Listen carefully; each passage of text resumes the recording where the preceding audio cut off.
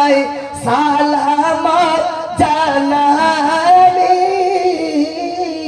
ও প্রিয় নবীজি ও প্রিয় নবী খোদার জমিন খোদার আসমান খোদার সৃষ্টির সবই খোদার জমিন খোদার আসমান খোদার সৃষ্টির সবই তোমার তরে বিশ্ব জাহান ওগো দয়ার নবীজি তোমায় সালাম জানাই